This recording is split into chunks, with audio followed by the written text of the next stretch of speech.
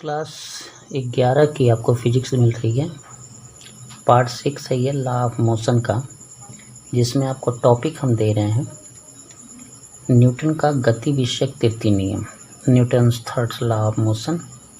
इसमें आपको ये बताया जाएगा कि प्रत्येक क्रिया के बराबर विपरीत प्रतिक्रिया होती है। ठीक है, देखिए हमने लिखा है प्रत्येक क्रिया के बराबर विपरीत प्रतिक्रिया करता है, प्रत्येक क्रिया के बराबर विपरीत प्रतिक्रिया होती है, ऐसा लिख देते हैं, ज़्यादा अच्छा रहेगा। प्रत्येक क्रिया के बराबर विपरीत प्रतिक्रिया होती है। ठीक है, अब देखिए इसमें हम आपको दिखाए हैं कि क्रिया बल और प्रतिक्रिया बल दोनों अलग अलग वस्तु पर कार्य करता है, मतलब एक ही वस्तु पर दोनों चीज़ कार्य नहीं करता। ठीक है, और इसमें एक और चीज़ देखिए कि अगर ए बी पर ए बी बल लगाता है तो बी ए पर प्रतिक्रिया बल एफ बी ए लगाएगा, लेकिन माइनस में लगाएगा। ठीक है, इसमें देखिए टोटल बल अगर मिलाया जाएगा, यानी बल, क्रिया बल और प्रतिक्रिया बल, उसका टोटल मान होगा 0। इसीलिए एफ ए बी बराबर होगा माइनस एफ बी ए। जैसे ये आपका पिंड है, अगर ये पिंड इससे जाकर टकराता है तो ये अपना एक बल आरोपित करता है इसके ऊपर एफ ए बी।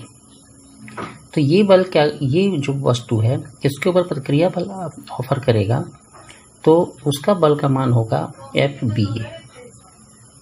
ठीक है ना, ये बात आपको समझ में आ गई होगी। ठीक है, अब हम एक चीज़ और देखते हैं कि गति के द्वितीय नियम में ही, गति का जो द्वितीय नियम है आपका, उसमें तृतीय नियम स्वतः ही आ जाता है, जिसे हम प्रणोद के नाम पे जानते हैं।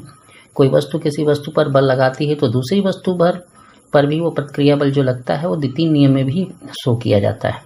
इसीलिए आपको हमने ये लिख के दिया है।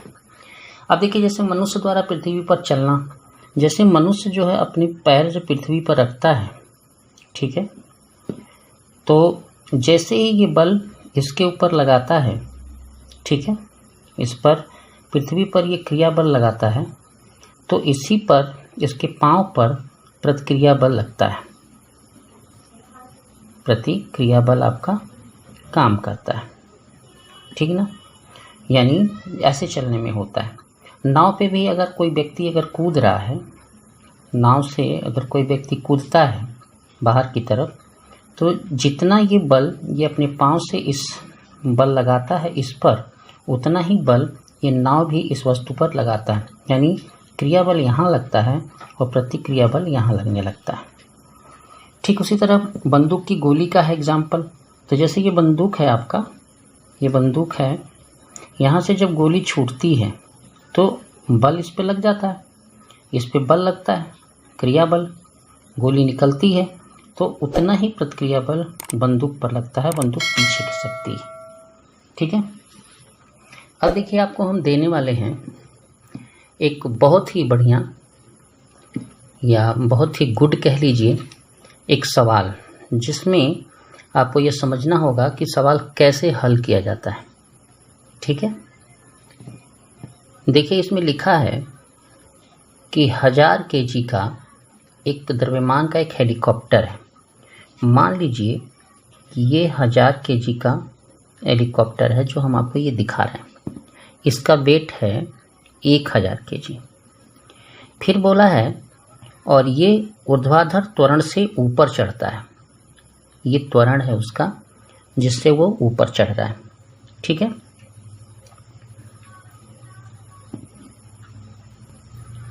तो देखिए ये है 15 मीटर पर सेकेंड स्क्वायर के त्वरण से ऊपर चढ़ता है, ये लिखा है हमने, त्वरण से ऊपर उठता है, तो इसका मान है 15 मीटर पर सेकेंड स्क्वायर। तो देखिए इसमें 15 मीटर पर सेकेंड के वेग से वो चल रही है। बोल रहा है कि चालक दल और यात्रियों का द्रव्यमान 300 kg है। जैसे इसमें जो है एक एक्स्ट्रा द्रव्यमान है जिसमें चालक हैं और यात्री हैं, उनका द्रव्यमान 300 kg है। ठीक है, इसको आप अगर m2 मान लें, ठीक है, पहले द्रव्यमान को m1 मान लीजिए, 1000 जो लिखा है आपका 1000 रॉकेट का द्रव्यमान है हेलीकॉप्टर का। तो बलों का परिमाण और दिशा लिखें। निम्न बलों का परिमाण और दिशा लिखें। पहला बताना है आपको कि चालक दल यात्री द्वारा फर्श पर आरोपित बल।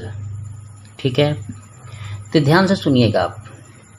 अगर हम केवल इसकी बात करते हैं, जो यात्री हैं 300 kg के, तो इनका जो नीचे बल लगेगा वो mg2 लगेगा, यानी आप कह सकते हैं कि 300 G लगेगा।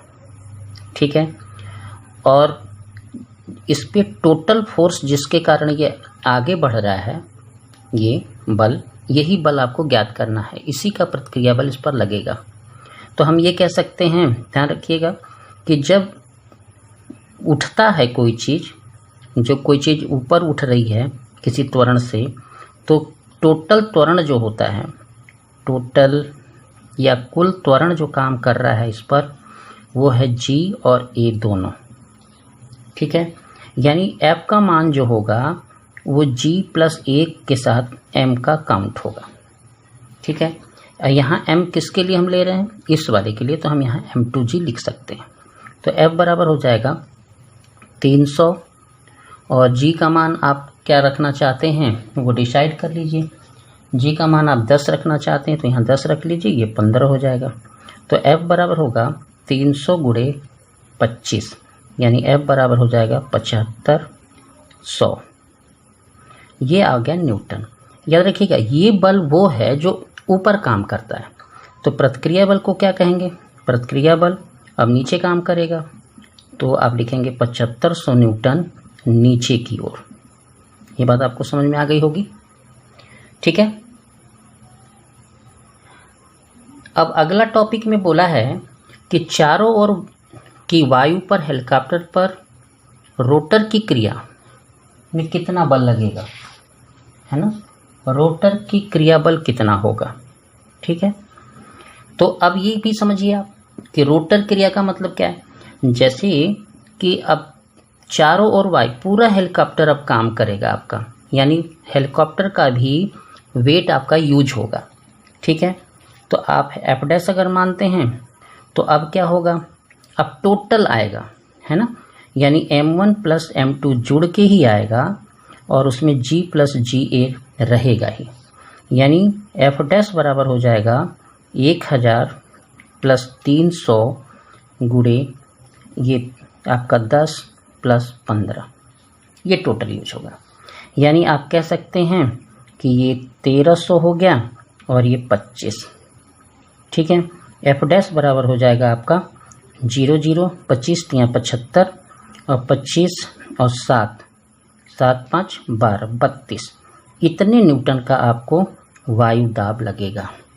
ये जो वायु है ना, जो वायु का हेलीकॉप्टर का रोटर क्रिया में बल जो लगेगा वो ये लगेगा। अब नीचे वाले में जो क्वेश्चन है उसमें बोला कि आरोपित कितना बल होगा वायु द्वारा आरोपित, तो यही बल आरोपित हो जाएगा वायु द्वारा, यानी 32500 न्यूटन का बल ये वायु द्वारा आरोपित होगा।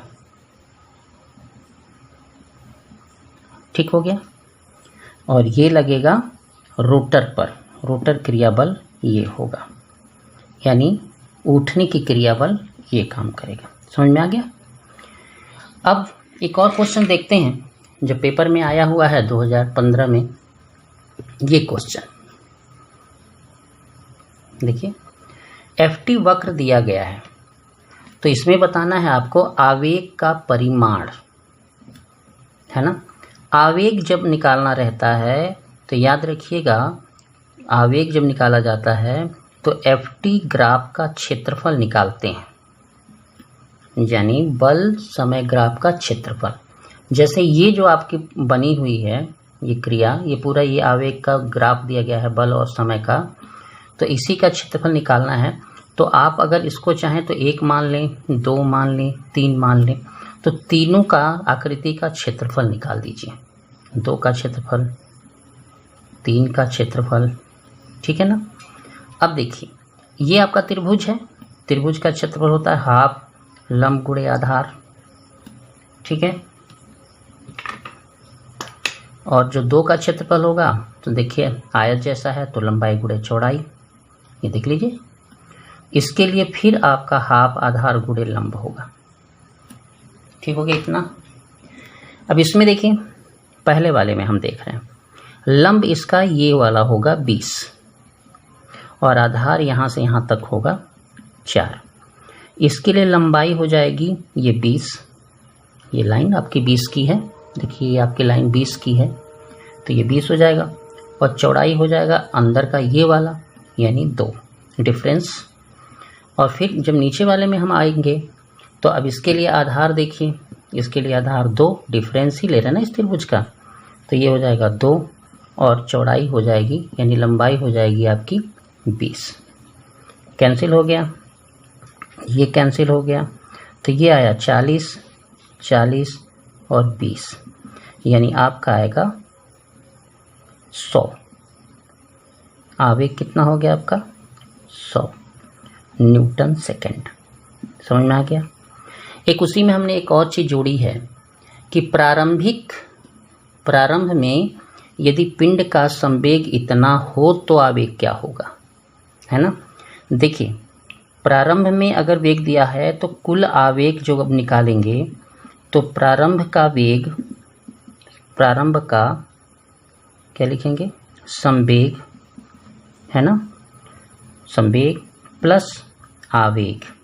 एक तो आवेग आप निकाले हैं, ग्राफ आवेग तो आपका निकला ये आपका 100 न्यूटन और प्रारंभ में संवेग, तो संवेग परिवर्तन कहिए या संवेग कहिए या आवेग कहिए, दोनों मान इक्वल होता है।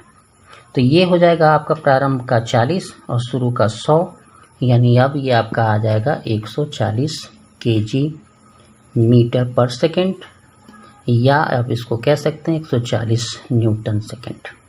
क्लियर हो गया। धन्यवाद।